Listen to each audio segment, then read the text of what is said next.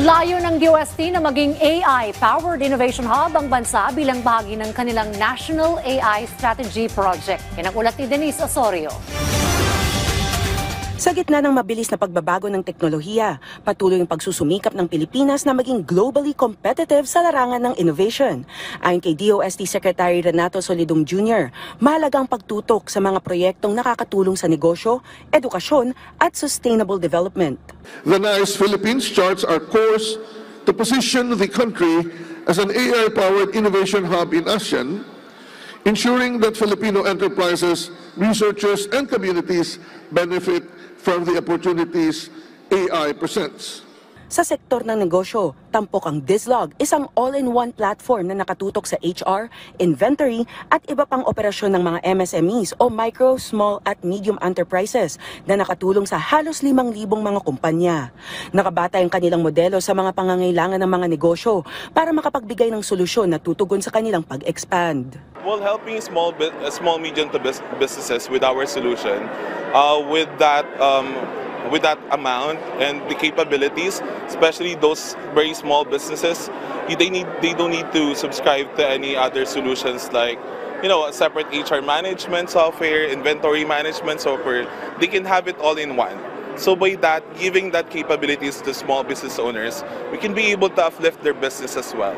And at the same time, we can be able to see them grow, expand their branches, and at the same time help the economy at the Philippines. Katuwang ng Dizlog ang Converge IT Solutions na gumagamit ng AI para mapabilis at mapadali ang mga proseso sa negosyo at edukasyon. Bukod sa pagpapadali ng retail operations, nakakatulong rin sa mga eskwelahan sa pamamagitan ng cloud-based learning materials at automated platforms ang AI. We want our customers to take care of their own expertise. We say AI, there's a lot of things, but just keep in mind that we need to properly use all of this technology so that, of course, we can leverage all of this technology. Samantala, sa manufacturing sector naman, ang Powerbox Busway System ang kauna-unahang certified busway system sa Pilipinas. Dahil sa mabilis na fabrication at prefabricated design, mas pinabilis nito ang energization para sa commercial, industrial, hotel, airport, casino at data center facilities. Pag meron tayong hinahabol na sabihin nating energization date or something, kasi pag in-install natin yan, meron tayong tinatawag yung mga standard lengths.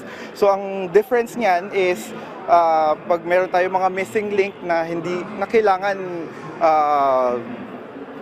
malapit na yung energization date, hindi na tayo kailangan, we don't need to wait for, sabihin natin, 1 month or 2 months before it arrives here. Madali na tayong mag-energize and madali na tayong mas mapapabilis na yung energization and turnover of the project. Ayon kay Secretary Solidum, mahalaga ang balancing ecosystem para masigurong lahat ng sektor ay nakikinabang sa inobasyon. Dagdag pa ng kalihim, ang digitalization at mga teknolohiyang tulad ng AI at automated platforms ay hindi lamang nagpapabilis ng operasyon, kundi natutugunan nito ang sustainability, pagpapalakas ng lokal na ekonomiya at mas maayos na pamamahala ng mga proyekto at negosyo.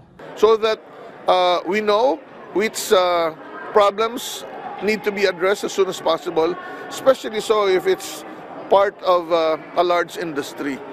So the Chamber of Commerce and Industry would pitch and we will listen, but we can also pitch on the products that we have or ideas that we have so that they can provide a market perspective. So this is very important. The partnership, discussing ideas, whether these are okay to be promoted or not, would be very important so that we don't waste money. Denise Osorio, para sa Pambansang TV, sa Bagong Pilipinas.